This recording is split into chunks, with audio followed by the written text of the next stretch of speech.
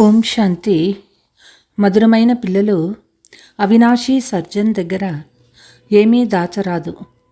ఏదైనా తప్పు జరిగినట్లయితే క్షమాపణ అడగాలి. అలా చేయకపోతే భారం పెరుగుతూ ఉంటుంది. అలా చేయకపోతే నిందకులుగా అయిపోతారు. ప్రశ్న: సత్యమైన సంపాదనకు ఆధారం ఏంటి?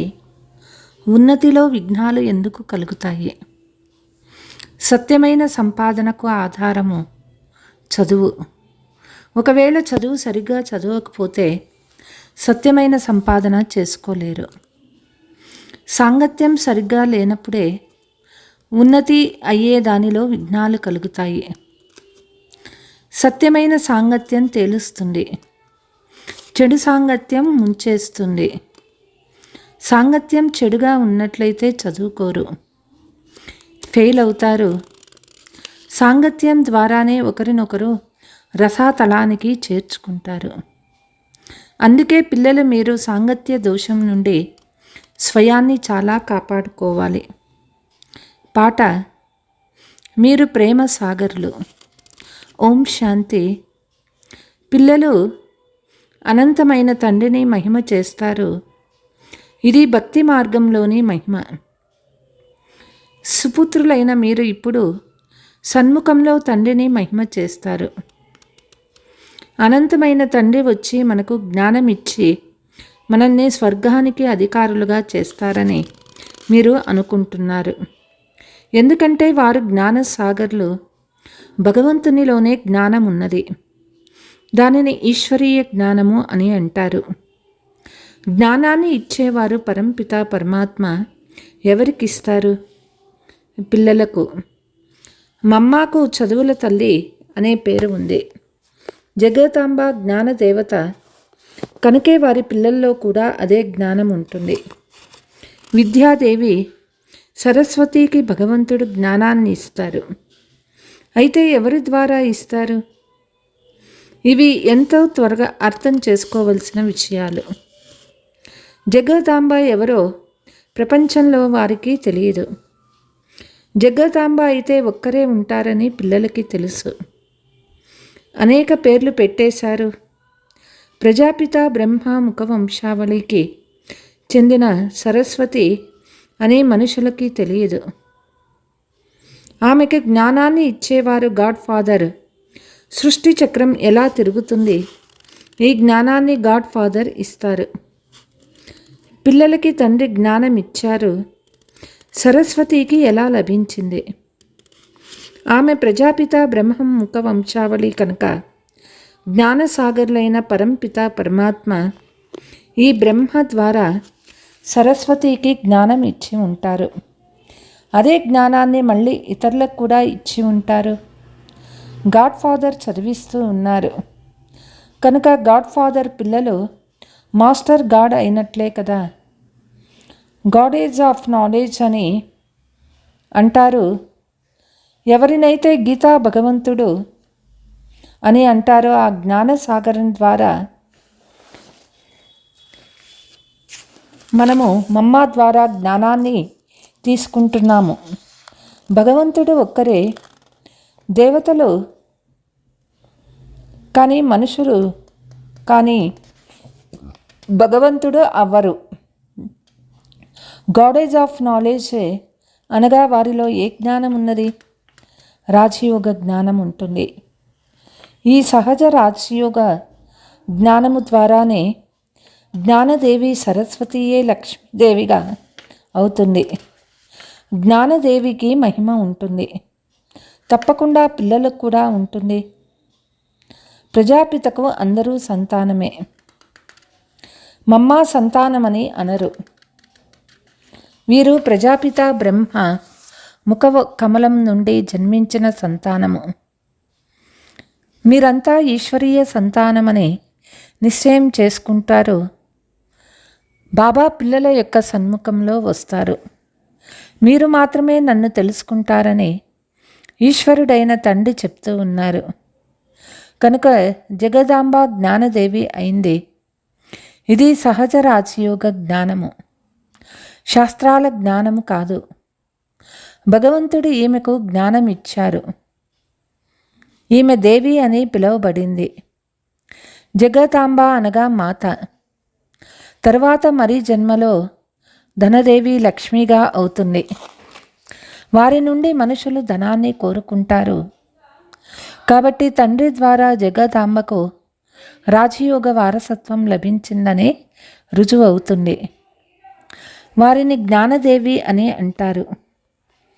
జ్ఞానమే సంపాదనకు ఆధారము. ఇది సత్యమైన సంపాదన సత్యమైన తండ్రి ద్వారా లభిస్తుంది. ఇప్పుడు మీరు నెంబర్ వారు పురుషార్థానుసారము సత్యమైన సంపాదన చేస్తూ ఉన్నారు. చదువుకోకపోతే వారికి ఏ సంపాదన జరగదు. సాంగత్యం సరిగా లేకపోతే చదువుకోలేరు. వారికి ఉన్నతి జరగదు.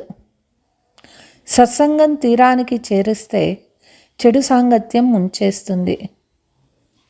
చదవకపోతే ఫెయిల్ అవుతారు. వెనక కూర్చొని ఉంటారు. అలా ఎందుకు కూర్చున్నారో టీచర్కి తెలుసు, తండ్రికి తెలియదు. అయితే ఇంత మాత్రం తండ్రి అర్థం చేసుకుంటాడు. ఇతడు తక్కువగా చదువుతున్న చెడు సాంగత్య కారణంగా ఫెయిల్ అయినాడు. ఒకవేళ పరస్పరం ప్రేమ ఏర్పడి ఇద్దరూ చదవకపోతే ఒకరికొకరు రసాతలానికి చేరుకుంటారు. వీరు సరిగ్గా చదవటం లేదు కాబట్టి వీరిని వేరు చేయాలి అని తండ్రి భావిస్తారు. చదవలేకపోతే మనుషులను బుద్ధిహీనులు అంటారు. బాగా చదువుకుంటే వివేకవంతులని అంటారు. భగవంతుని మతానుసారంగా చదవకపోతే వారిని సవతి పిల్లలని అంటారు. కానీ వారికి అర్థం తెలియదు. ఎవరైనా చదవకపోతే వారు పతితులుగా ఉండిపోతారు. ఫెయిల్ అయి పారిపోతారు. ఓహో రావణ, నీవు నా పిల్లల్ని కూడా మింగేస్తావు, ఎంత శక్తిశాలివి అని బాబా అంటారు. పిల్లలు రావణ మతానుసారంగా నడుస్తారు. శ్రీమతాన్ని అనుసరించరు. అడుగడుగునా మేము బాబా మతంపైనే నడుస్తాము అని మీలో మీరు ప్రతిజ్ఞ చేసుకోవాలి. శ్రీమతంపై నడవాలని వారిని ఆసురీ మతం వారని అంటారు. వీరు ఉన్నత పదవిని పొందలేరని బాబా అర్థం చేసుకుంటారు. ఎవరికీ అర్థం చేయించలేదంటే వారు రావణునికి వశమైపోయారని అర్థం అన్నమాట. బుద్ధి శుద్ధంగా అయ్యేందుకు యోగం లేదు, బుద్ధి యోగం కూడా కావాలి.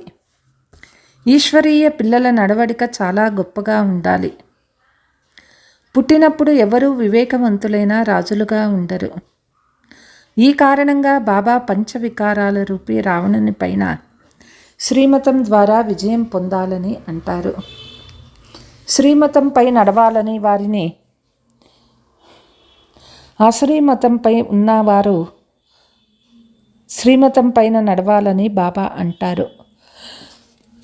కొందరు 5% మాత్రమే శ్రీమతాన్ని అనుసరిస్తారు.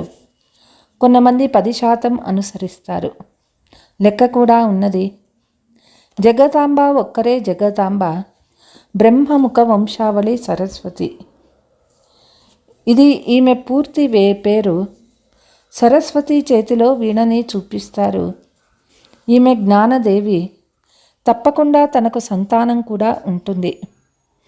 ఆ సంతానానికి కూడా తంబూరా ఉండాలి కదా. చూడండి, వృక్షంలో సరస్వతి కూర్చొని ఉన్నది. రాజయోగం నేర్చుకుంటూ ఉన్నది. ఈమె వెళ్ళి లక్ష్మిగా అవుతుంది. ఇందులో ఆరోగ్యము, సంపద, సంతోషము అన్నీ వచ్చేస్తాయి. వీటిని పరంపిత పరమాత్మ తప్ప వేరే ఎవ్వరూ ఇవ్వలేరు. వారు స్వర్గ రచయిత. ఇప్పుడు చూడండి, మమ్మ సేవ చేస్తుంది.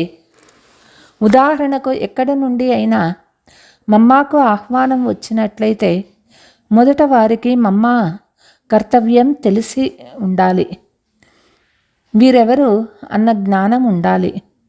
ప్రపంచంలో వారికి ఇది తెలియదు. కృష్ణునిపై నిందలు మోపబడతాయి అంటారు, కానీ ఇది అసంభవం. అందరికంటే ఎక్కువగా నిందలు మోపేవా మోసేవారు శివబాబా అయినారు. 2వ నెంబరు ఎక్కువ నిందలు బ్రహ్మకు లభిస్తాయి. కృష్ణుడు మరియు బ్రహ్మ, కానీ కృష్ణుడినైతే తిట్టరు, బ్రహ్మనే అంటారు. జ్ఞానదేవి అయిన సరస్వతియే భవిష్యత్తులో రాధగా అవుతుందని మనుషులకి తెలియదు. స్వయంవరం తర్వాత ధనదేవి అయిన లక్ష్మిగా అవుతుంది. అందులోనూ హెల్త్, వెల్త్, హ్యాపీనెస్ అన్నీ వచ్చేస్తాయి. మీలో ఇతరులకు అర్థం చేయించాలనే గొప్ప నశ ఉండాలి. మమ్మ ఎవరు అనేది అర్థం చేయించవలసి ఉంటుంది కదా. ఈ సరస్వతి బ్రహ్మపుత్రిక ముఖ వంశావళి భారతవాసీలకు ఏమీ తెలియదు, జ్ఞానమే లేదు. మూఢ విశ్వాసులు అంధశ్రద్ధలో ఉన్నారు. ఈ విధంగా భారతవాసీలు అనేక మంది మూఢ విశ్వాసంలో ఉన్నారు. వారు తాము ఎవరిని పూజిస్తున్నామో కూడా తెలియదు. క్రైస్తవులకి తమ క్రీస్తుని గురించి తెలుసు. గురునానక్ సిక్కు ధర్మాన్ని స్థాపన చేశారని సిక్కు ధర్మం వారికి తెలుసు. అందరికీ తమ ధర్మస్థాపకులను గురించి తెలుసు. కేవలం భారతవాసులైన హిందువులకే ధర్మస్థాపకులు ఎవరు అనేది తెలియదు. అంధశ్రద్ధతో పూజలు చేస్తూ ఉంటారు. వారి కర్తవ్యం గురించి ఏమీ తెలియదు. కల్పం ఆయువుని ఎక్కువగా చేయడం వల్ల ఏమీ అర్థం చేసుకోరు. ఇస్లాం, బౌద్ధులు మొదలైన వారు తర్వాత వచ్చారు. వారికంటే ముందు తప్పకుండా దేవతలు ఉంటారు కదా. మిగిలిన అన్ని ధర్మాలన్నింటికీ అర్ధకల్పం సమయం పడుతుంది. అంటే ఈ ఒక్క ధర్మానికి కూడా అర్ధకల్పం ఇవ్వాల్సి ఉంటుంది. లక్షల సంవత్సరాలని చెప్పేందుకు వీలు లేదు. మీరు జగదాంబ మందిరానికి వెళ్ళి జ్ఞానదేవి సరస్వతికి ఎవరు జ్ఞానం ఇచ్చారు అని అర్థం చేయించండి. అప్పుడు కృష్ణుడు జగదాంబకు జ్ఞానం ఇచ్చాడని అయితే అనరు కదా. ఇది కూడా ఎవరికి మంచి అభ్యాసం ఉందో వారే అర్థం చేయించగలరు. కొంతమందికి చాలా దేహాభిమానం ఉన్నది. ఎవరో ఒకరు బంధుమిత్రులు మొదలైన వారు గుర్తు చేస్తూ ఉంటారు. తండ్రి చెప్తూ ఉన్నారు, ఇతరులని స్మృతి చేశారంటే తండ్రి స్మృతిని మర్చిపోతారు. ఇతరుల సాంగత్యాన్ని వదిలి ఒక్కరి సాంగత్యంలోనే పాడతారు కదా. మరి వారి ఇప్పుడు ఇక్కడి కూర్చొని ఉన్నారు. బాబా, మేము మీ వాళ్ళము, మీ మతంను అనుసరిస్తాము, మీకు చెడ్డ పేరు వచ్చే పనులు చేయము అని అంటారు. చాలామంది పిల్లలు చెడ్డ పేరు వచ్చే పనులు చేస్తూ ఉంటారు. ఎవరైనా అర్థం చేసుకోనంత వరకు నింద చేస్తూనే ఉంటారు. దానివల్ల కూడా పేరు ప్రసిద్ధి చెందింది కదా. అహో ప్రభు, మీ లీల అపారమైనది అని మహిమ చేశారు కదా. కానీ ఈ విషయాలు పిల్లలే అర్థం చేసుకోగలరు, ఇంకెవ్వరూ తెలుసుకోలేరు. బాబా చెప్తూ ఉన్నారు, పిల్లలు నిష్కామ సేవ చేస్తాను, అపకారులకు కూడా ఉపకారం చేస్తాను, భారతదేశాన్ని బంగారు పిచ్చుకగా చేస్తాను. నేను నెంబర్ 1 ఉపకారిని. అయితే మనుషులు నన్ను సర్వవ్యాపి అని నిందిస్తూ ఉంటారు. బాబా పిల్లలకి జ్ఞానం ఇస్తూ ఉన్నారు. ఈ జ్ఞాన యజ్ఞంలో ఆసురీ సంప్రదాయం వారి విఘ్నాలు చాలా పడతాయి. తండ్రి అయితే అర్థం చేయిస్తారు. ఏ పిల్లలైతే బాగా అర్థం చేసుకోరో వారి కారణంగా చెత్త పడుతుంది, గ్లాని చేయిస్తారు. కొందరు పిల్లలు బాగా సేవ చేస్తారు, కొందరు డిస్సర్వీస్ కూడా చేస్తారు. కొందరు ఒకవైపు నిర్మాణం చేస్తూ ఉంటే మరొక వైపు వినాశనం కూడా చేస్తారు. ఎందుకంటే వారికి జ్ఞానం లేదు. ఇక్కడ సూర్యవంశీ, చంద్రవంశీ స్థాపన అవుతూ ఉన్నది. ఎవరైతే పూర్తిగా అర్థం చేసుకోరో వారికి అర్థం చేయించాలి. వారిపై దయ కలుగుతుంది కదా. తండ్రికి చెందిన వారై ఆస్తిని తీసుకోలేదంటే వారికి ఎందుకు పనికి వస్తారు?